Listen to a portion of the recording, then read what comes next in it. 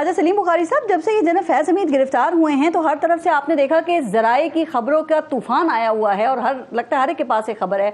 कोई कहता है जी बदसलूकी की जा रही है, कोई कहता है तशद्दुद किया गया, कोई कहता है बड़े बड़े इंकशाफात उन्होंने कर दिए हैं।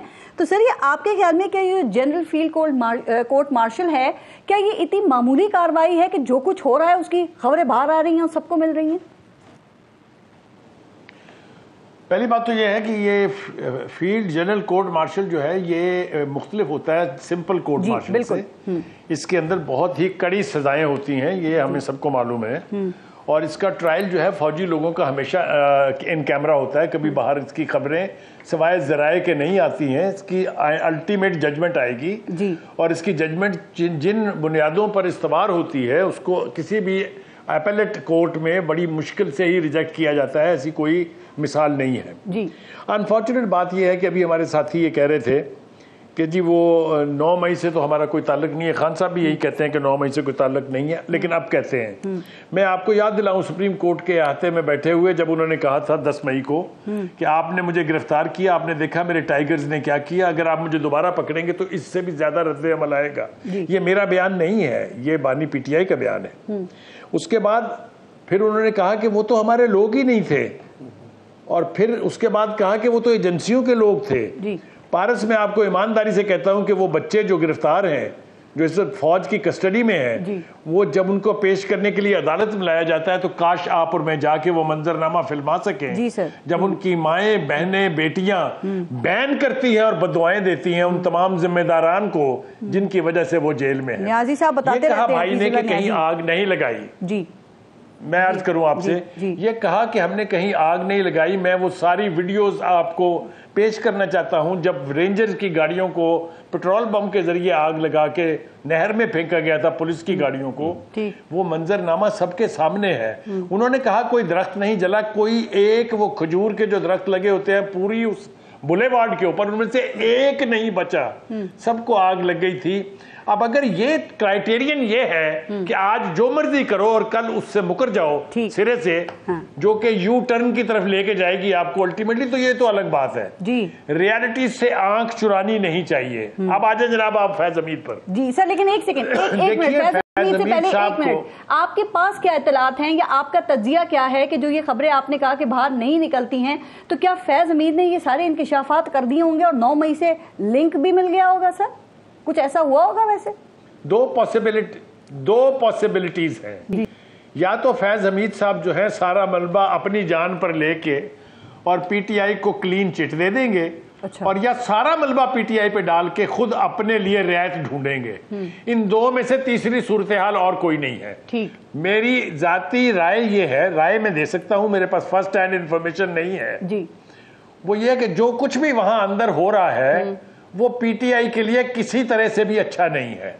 अच्छा, राइट। ये मैं बड़ी जिम्मेदारी से आपको कह रहा हूं, चाहे फैज हमीद साहब को सजा हो, जितनी मर्जी कड़ी सजा हो, लेकिन वो अपने पीछे जो लेगेसी छोड़ेंगे अपने बयानात की सूरत में या अपने इंकशाफात की सूरत में, वो पीटीआई के लिए अच्छा ओमन नहीं है। सर हुकूमती लोग ये दावा कर रहे हैं कि अब मजीद गिरफ्तारियां भी हो सकती हैं, और फैज हमीद ये भी कहा जा रहा है कि एक निजी किस्म की खुफिया एजेंसी चला रहे थे। तो क्या ये इतना पावरफुल नेटवर्क था, इतना बड़ा नेटवर्क था कि जो रियासत है उसको इसके बारे में पता ही नहीं चला, वो बेखबर रही? और सलीम बुखारी साहब आपने ये कहा कि कोशिश ये हो रही है कि फैज हमीद जो है वो जनाब बाजवा का गिरबान पकड़ के उनको भी अपने साथ घसीट ले।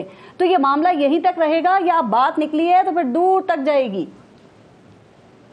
ये दूर तक जा चुकी पारस, आपको अंदाजा नहीं है कितनी गिरफ्तारियां हो चुकी हैं जी। फौज के अंदर कितनी गिरफ्तारियां हो चुकी हैं जी। और कितनी मजीद होने वाली हैं, आपको और मुझे यहां बैठ के अंदाजा नहीं हो सकता। ये फील्ड जनरल कोर्ट मार्शल बड़ी जालिम चीज का नाम है, और जब ये 3 स्टार जनरल का हो रहा हो, उसके ऊपर सबसे बड़ी एलिगेशन क्या है? फौज में सबसे बड़ी एलिगेशन उनके ऊपर यह है कि वो एक मतवाजी नेटवर्क, पैरेलल नेटवर्क चला रहे थे आईएसआई की तरह से, और उसमें एक्टिव सर्विस के और रिटायर्ड लोग बहुत ज्यादा थे। उनकी कार्रवाइयों की तरफ अगर मैं जाने लगूं आपको, तो आपको हैरत होगी। 2018 का इलेक्शन तो जिस तरीके से मैनेज हुआ, मेरे ख्याल से किसी को कुछ कहने की जरूरत नहीं है। उसके बाद 9 मई का जो सानेहा है, इसमें से अगर आप हम फैज हमीद को निकाल देंगे तो बाकी कुछ बचेगा ही नहीं। ठीक।